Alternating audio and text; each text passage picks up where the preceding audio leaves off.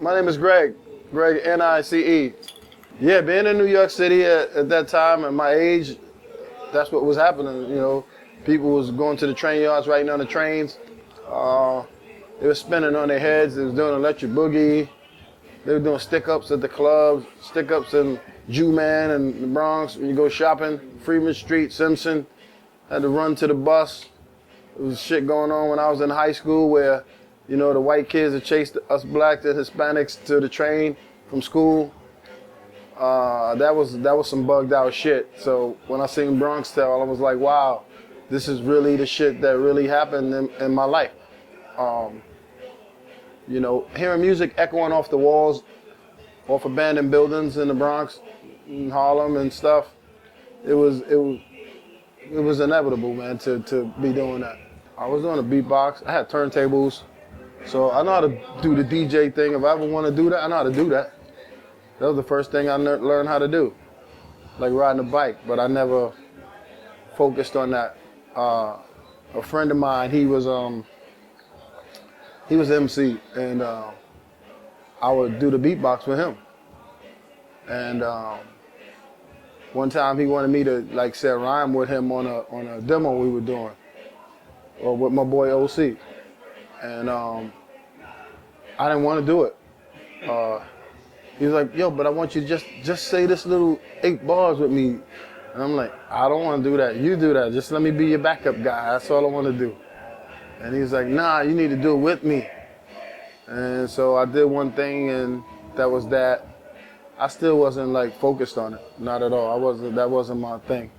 The human beatbox was like how the South music is right now. It was the new thing. And I just so happened to fall in that time, in that pocket, and it went well for me.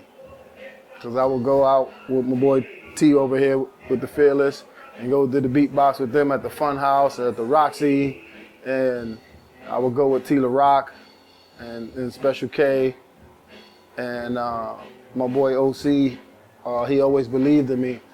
I mean, I met a lot of people, but he believed in me, and it bugs me out today too, my boy Peso. They believed in me, and I just took the initiative and went on to start doing more things. My buddy who I did the demos with, he passed away. And it's like when he passed away, right before he passed, a friend of mine was like, Greg, I want you to come to my house tomorrow. I got this guy I want you to meet. I think you and him will get along, man, real good. I was like, all right. So I went to his crib, and it was this guy there. And this guy happened to be my boy Smooth V that I roll with right now, today. And him and myself and my buddy who passed away, John, we was gonna do a little group together. So we started planning on that, and then one day, my boy John comes to my crib on a Valentine's Day in the morning, early. He wakes me up. I'm sleeping on the couch at my mom's house. And we walk with my mom to the supermarket, and he told me he met some young lady from Queens, and he was gonna go get her and pick up and hang out, and he'd see me later. And later that night, maybe it had to be like about 4 in the morning, and I get a disturbing phone call. You know, you hear the phone ring at 4 a.m. and the room is dark. I'm listening to the Awesome 2. Be polite, like, don't bite, which Teddy Ted is my DJ. And I was listening to it, and the phone started me. I'm like, oh, I picked it up, and somebody was crying, but they couldn't get what they had to say out, so I just hung up the phone on them. And they called me back again and kept saying the same thing. Next thing I know, it's knocking on my door. Long story shorter, they was telling me that my buddy was just murdered that night. So I was bugging because, you know, as a teenager, you know, I was only like 19. Yeah, I was about 19, and he was like 21.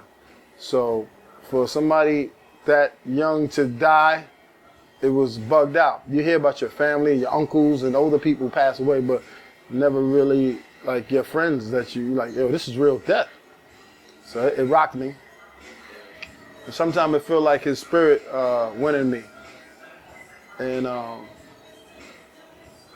I just started thinking of the craziest shit to say and having all kind of rhythms. I always love rhythm anyway, you know.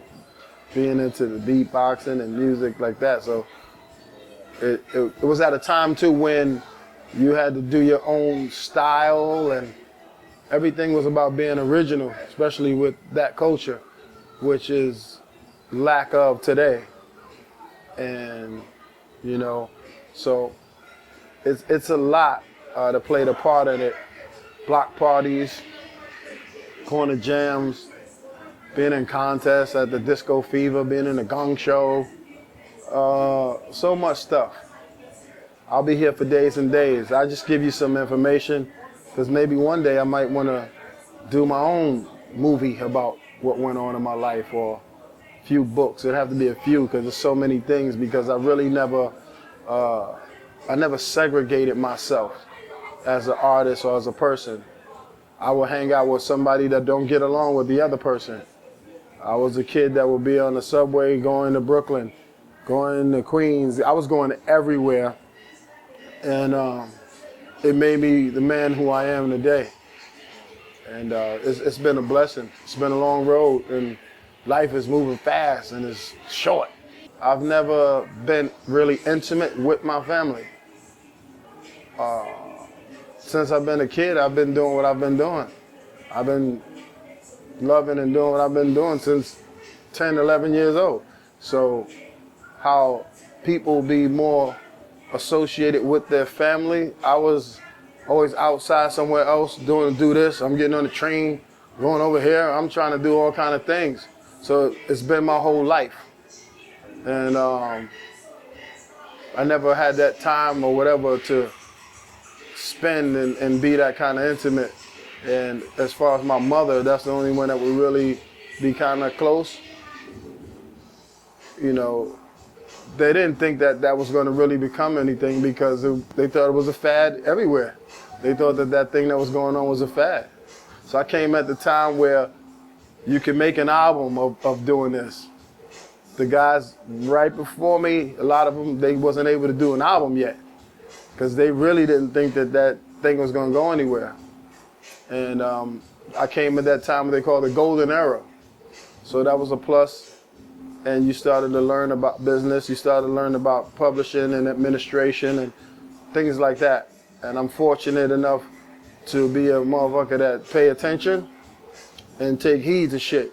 And that's why I'm still here today. And 26, 27 years later, I'm still keeping my lights on, keeping my threads on, and doing that from doing something that I love to do. I feel you're not going to get more than what you can handle. And there's times that it was things that came in your life and you think that you could never cross that hump or get over it, and you have. And it ain't like you forgot about it. It's just the fact that you're like, okay, I done passed that. I'm not dwelling on it. Because there's times you may be sitting by the porcelain god.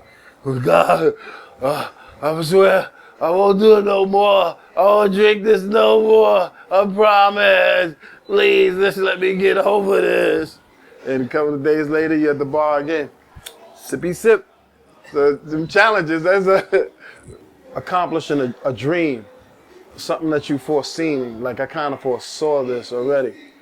And got to hear my mother tell me she was proud one day when I didn't think that she was paying attention to it. Or until one of my aunts or somebody else would tell me, oh no, she talks, she just don't say it around you. I'm like, oh yeah? She don't make me think that she liked nothing or that she was happy. And when I had a chance to headline the Apollo, we did like a big Thanksgiving Day concert. And we did the 7 o'clock show and then we did the 11 o'clock show. And that was one of the greatest things because I got a chance to bring my mom, and Smooth got a chance to bring his mom, and we put them on a stage in a chair behind the curtain.